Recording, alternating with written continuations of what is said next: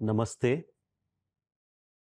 मैत्री बोधच्या ह्या परिवर्तन शाळेत आपल्या सगळ्यांचं स्वागत आहे.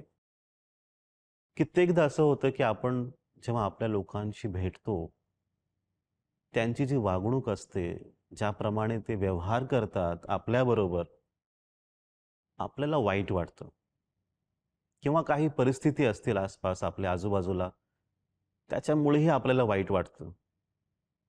मग आजचा विषय काय आहे? आपण ह्या परिस्थितीला समजण्याचा प्रयत्न करू, की जेव्हा लोक अशी वागतात, आपण चांगले आहोत, पण त्यांचा व्यवहार आपल्याप्रती वाईट आहे, चुकीचा आहे, तेव्हा आपण काय करावं? आपण जेव्हा लोकांशी बोलतो, प्रेमाने, चांगलं सांगतो आपण. पण ती व्यक्ती जी आहे, ती कधी-कधी अशी आपल्याला वाटते, की चुकीचं करत आहेत. आपण प्रेमाने वागतोय, पण ते तिरस्काराने वागत आहेत. कधी रागाने बोलतात, कधी बोलतच नाहीत. आपण जेव्हा त्यांच्याशी बोलतो, तर ते म्हणतात, "तुम्ही उगाचच जास्त बोलत आहात किंवा तुम्हाला अहंकार आहेत." आणि जेव्हा आपण काहीच बोलत नाही, तेव्हा त्यांना वाटतं, की "अरे, तुम्ही बोलतच नाही. तुम्ही स्वतःला काही मोठे समजता." म्हणजे आपला कसलाही कशा प्रकारचाही व्यवहार असेल, त्यावेळेस त्यांना असं वाटतं, की तुमच्या मनात काहीतरी चुकीचं आहे किंवा तुम्ही कपटी आहात. तर आपण गोंधळून जातो अशा वेळेस. आपली अपेक्षा काय असते, की आपण जेव्हा प्रेमाने बोलतो, तेव्हा त्या व्यक्तीनेही प्रेमाने बोलावं. आपण जेव्हा आदराने बोलतो, तेव्हा त्या व्यक्तीनेही आपल्याशी आदरानेच बोलावे. ही अशी आपली अपेक्षा असते. आपण कुणाला शुभ दीपावली जरी म्हटलं आपण, त्या व्यक्तींचा रिस्पॉन्स असा आहे, की "काय विशेष आहे आज? इतकं चांगलं काही नाहीये." म्हणजे वाईट शक्ती आज पृथ्वीवरती येतात. नरक चतुर्दशी आहे. एक नकारात्मक दृष्टिकोन त्यांचा. मग अशा वेळेस आपण करायचं काय?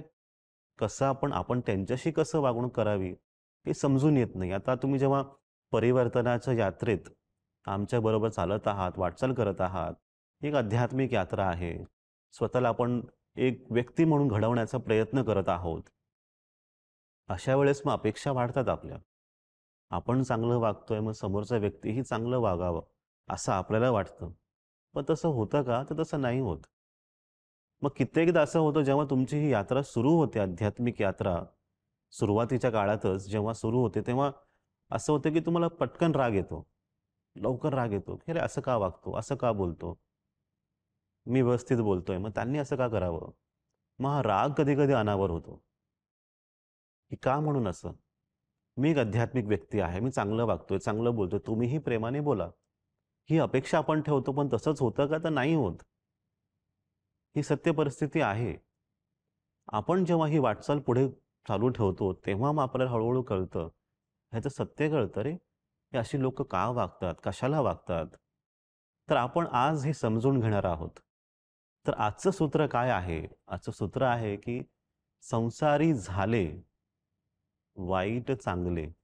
संसारी झाले, वाईट चांगले. म्हणजे की संपूर्ण विश्व जे आहे ना, हे जग जे आहे, या संपूर्ण जगात सगळ्याच प्रकारचे अनुभव आहेत, सगळ्याच प्रकारचे व्यक्ती आहेत, वाईट आणि चांगले दोन्हीही.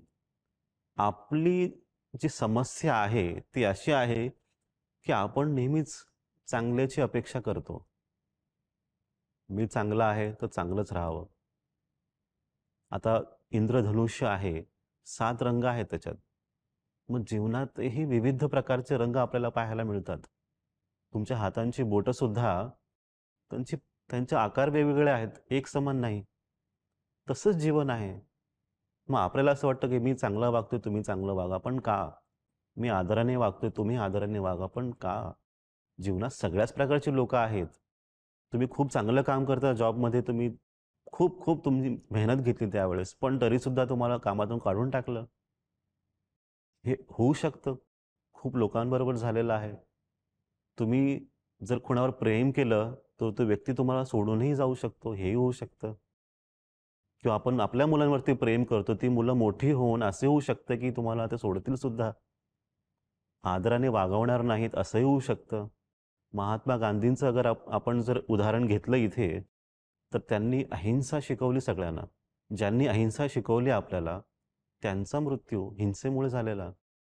मग आपण काय अपेक्षा करावी आपल्या जीवनात, की आपण चांगलं करून आपल्यावर चांगलंच होईल असं नाहीये.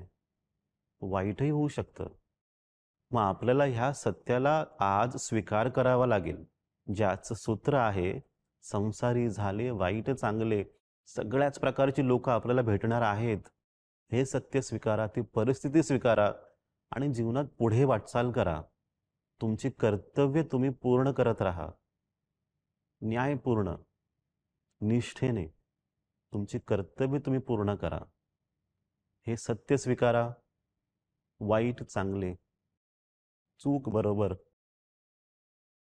ह्या गोष्टी, हे सत्य, ही लोक, विविधता, ह्यांना तुम्ही जेव्हा स्वीकार कराल, खरोखर तुमचं जीवन जे आहे खूपच सरळ होईल, सोपं होईल. या आठवड्यामध्ये तुम्ही ह्याच्यावरती विचार करा. आपण पुन्हा पुढच्या आठवड्यात एक नवीन सूत्र घेऊन भेटू. काहीतरी नवीन शिकू आपण. आपल्या सगळ्यांचं कल्याण हो, आपल्या सगळ्यांचं मंगल हो. नमस्ते.